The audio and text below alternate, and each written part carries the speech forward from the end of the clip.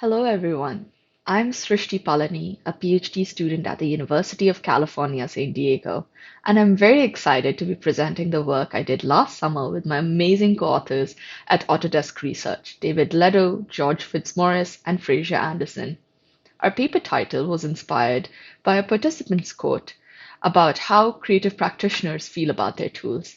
In a normal week, they say, I stay for 8 hours for 5 days in front of this tool, working with it.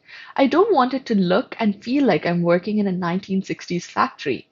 This quote speaks to the tool's environment that they use every day, the process that they follow within the tool, its aesthetics and user experience, and even the emotional reaction that this practitioner had when working with it.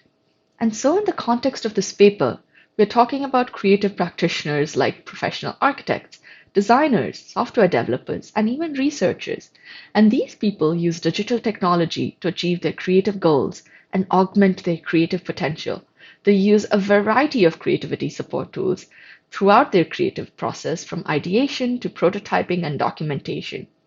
Some example creativity support tools are AutoCAD, Illustrator, Figma, any programming environment or video editor that you might be familiar with.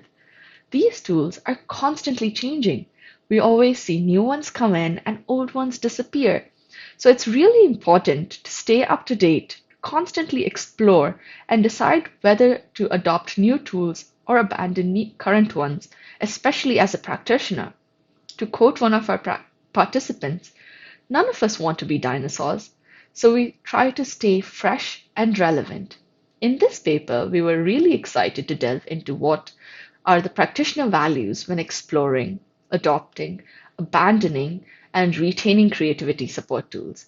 The key takeaways from this paper are that practitioners hold many values, which we structured into a 7 category value framework. As technology developers and designers, we can leverage this value framework to design technology better and encourage adoption. And lastly, as researchers, educators, and a user-centered community at CHI, we can use this value framework to evaluate how well any tools, but particularly creativity support tools and their features, currently serve us. So how did we get to these 3 takeaways? We did this by combining data from publicly available YouTube videos, practitioner interviews, and a survey of practitioners.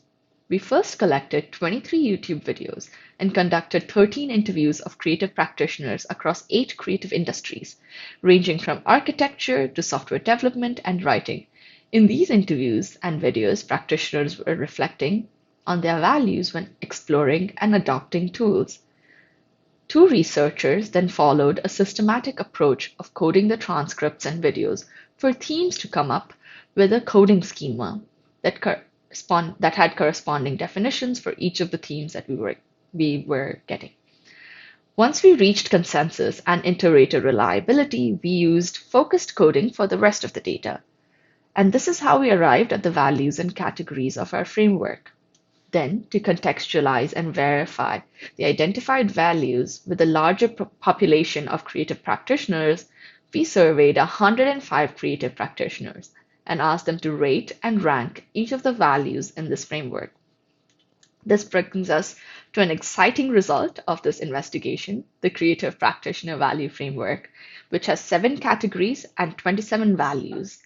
This investigation reveals that creative practitioners care about multiple factors: the creativity support tool's features and functionality, its integration with their current existing workflow, its performance, its user interface and experience when using it, the availability of support around the tool, the financial cost, and even the emotional connection that they feel with the tool. Based on the average rankings of 105 practitioners that we surveyed, the tool's features and functionality, which is the quantity and quality of features that it has, was rated as the most important value when adopting a tool.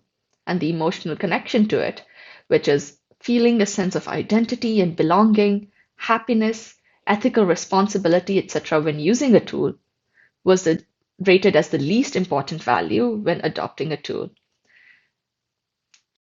Here's how you can expect to look at each of these values in the paper. For each category, we outline and define all of the different values that it has.